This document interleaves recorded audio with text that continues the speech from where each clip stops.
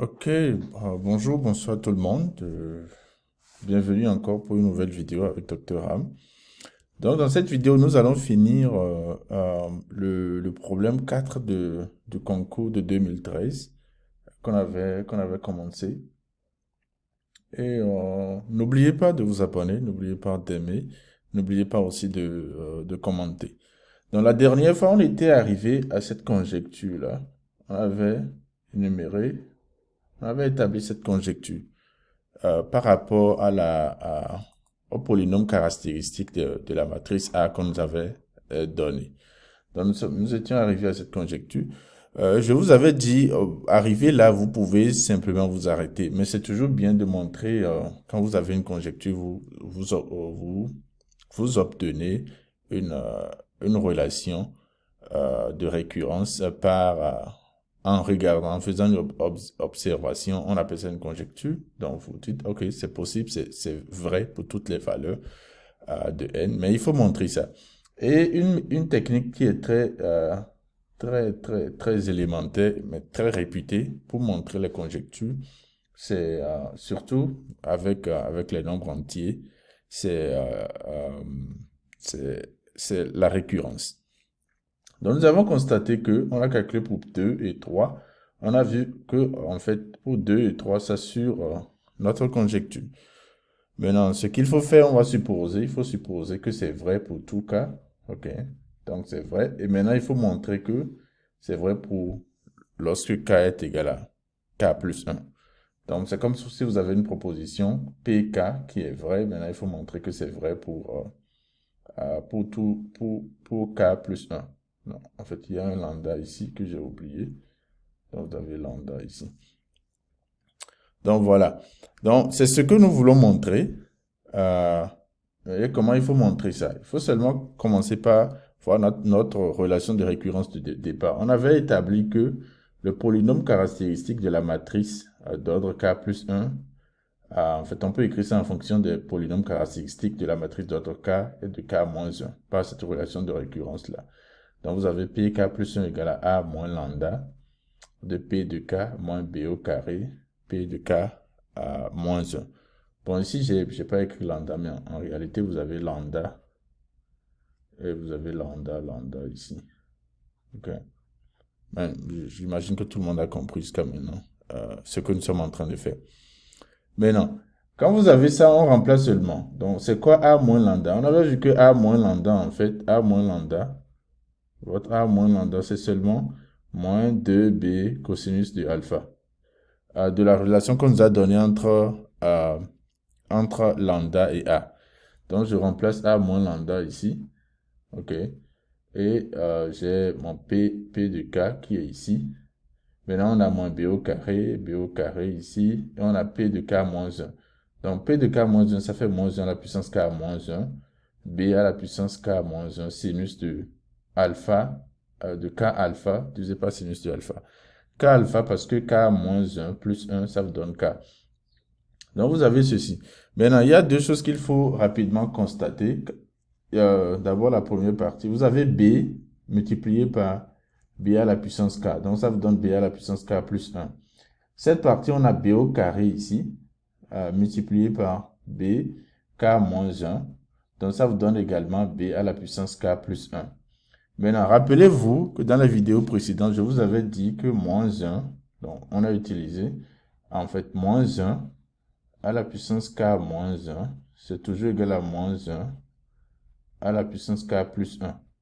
C'est la même chose.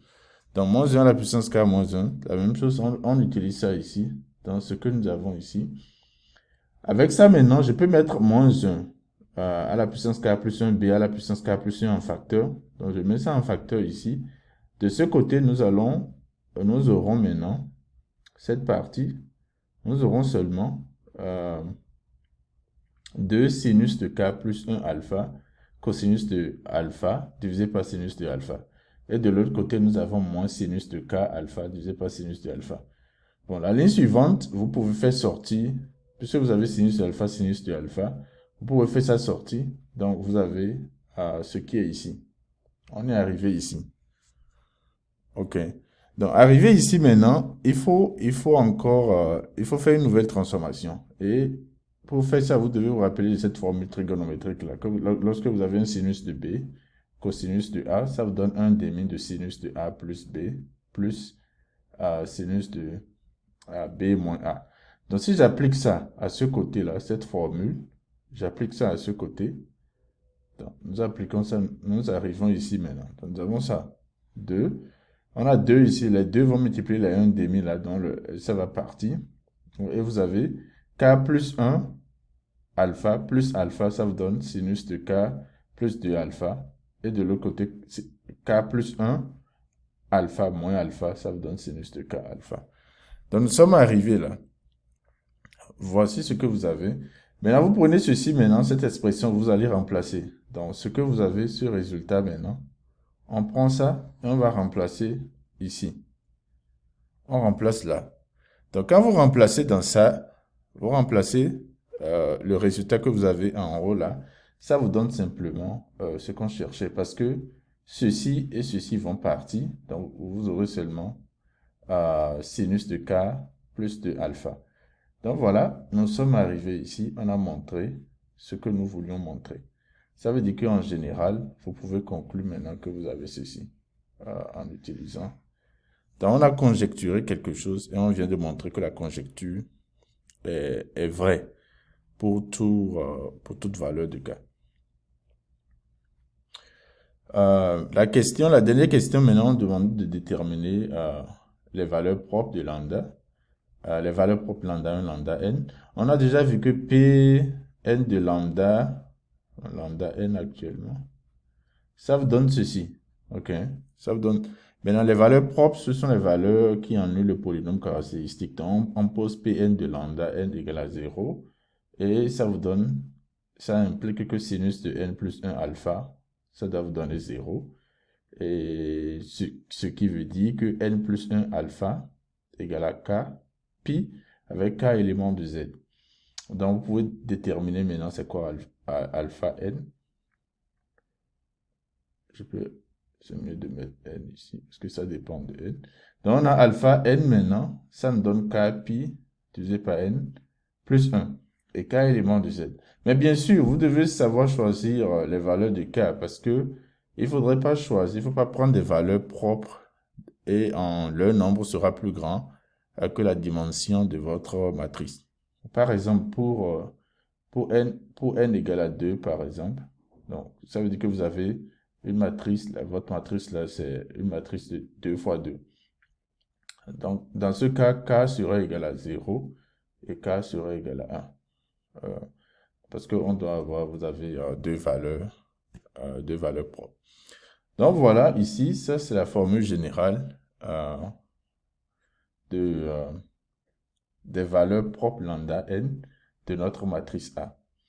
Maintenant, la dernière question, c'est de déterminer maintenant les vecteurs propres V de K associés à lambda K. Ok. Maintenant, comment il faut faire ça? Il faut simplement utiliser la définition du vecteur propre. Vk est un vecteur propre lorsque A multiplié par Vk, ça vous donne lambda multiplié par Vk. Donc, nous allons supposer maintenant que Vk, c'est égal à ceci. Donc, les ins K, c'est juste les composantes de votre vecteur. Donc, insta, c'est les composantes de V de K. Ok. Donc, ins1, c'est la première composante. Donc, disons, l'abscisse, vous avez l'ordonnée, mais vous voyez que c'est un vecteur de grande dimension. Donc, c'est pas seulement 3. Donc, si vous faites ça, ça veut dire que les coordonnées ins1 jusqu'à insk, ça vérifie ce système d'équations-là. Ok.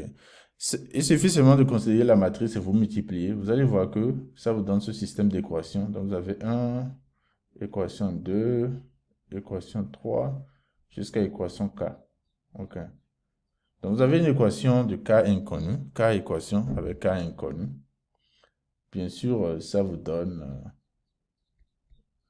vous trouvez au maximum K solution. Maintenant, il faut résoudre ça de façon récurrente. Donc, on prend la première équation. De la première équation, c'est-à-dire de 1, Vous pouvez voir que vous pouvez tirer ins2, ça va vous donner lambda moins a x1. Donc ins2, ça nous donne simplement 2b cosinus de alpha. Maintenant, ceci, vous pouvez, bon, j'ai écrit ça plus tard, mais j'ai pas écrit ça. Vous pouvez écrire ça comme ceci. Ça va faire 2b. Ou plutôt, ça va faire, bon, ça fait 2b cosinus de alpha, sinus de alpha. Je vais réécrire ceci proprement. Donc, ça fait 2b cosinus de alpha.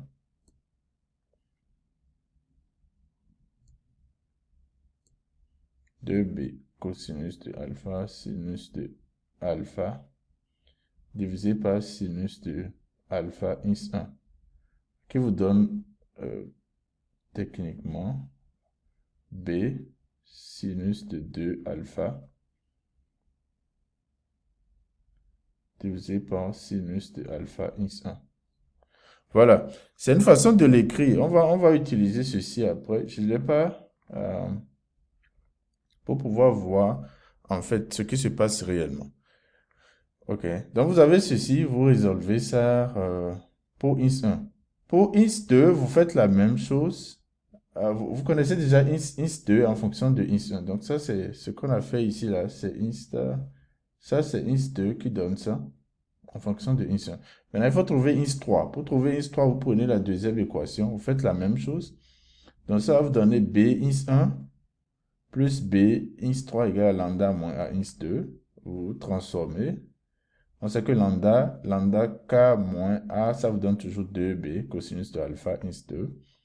Donc, vous divisez le tout par b, ça vous donne ceci.